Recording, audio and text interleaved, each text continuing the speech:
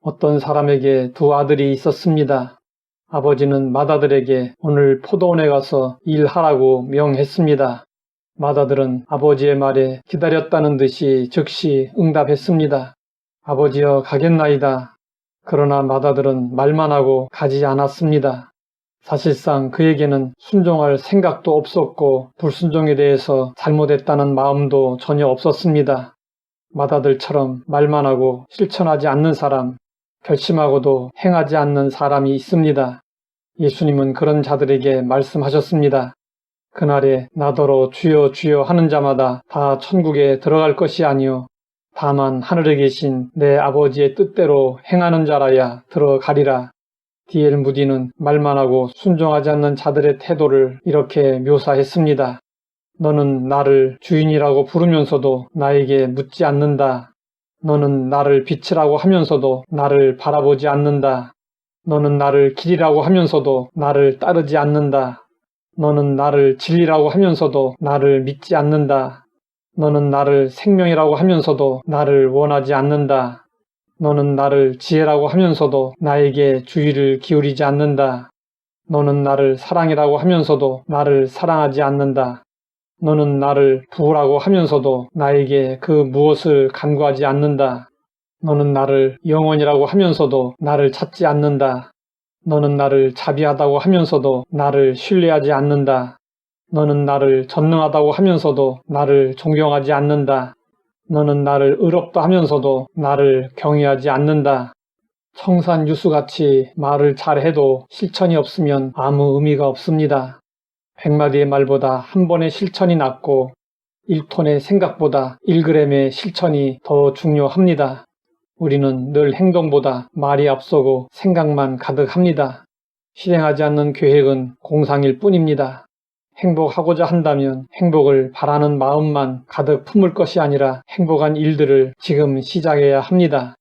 아버지는 둘째 아들에게도 포도원에 가서 일하라고 했습니다.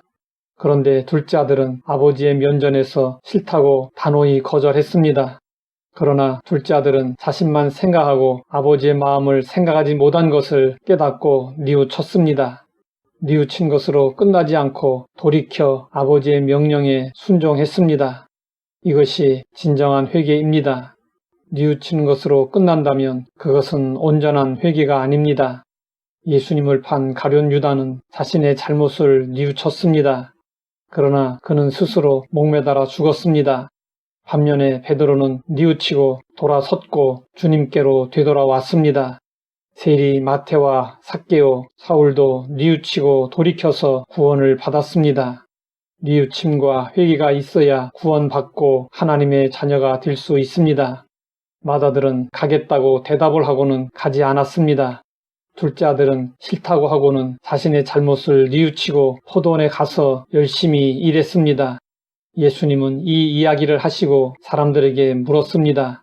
그들 중에 누가 아버지의 뜻대로 하였느냐? 당연히 둘째 아들입니다. 하나님은 오늘도 우리를 향해 동일한 질문을 하십니다. 두 아들처럼 우리가 불완전한 인생이지만 그래도 둘째 아들과 같이 순종의 열매를 맺기 원하십니다. 그동안 우리는 얼마나 순종의 열매를 맺었는지 돌아볼 필요가 있습니다. 아멘 했지만 순종하지 않았다면 회개하고 순종의 삶을 살아야 합니다. 잎사귀만 무성하고 열매가 없다면 이제라도 돌이켜 순종의 열매를 맺도록 기도해야 합니다.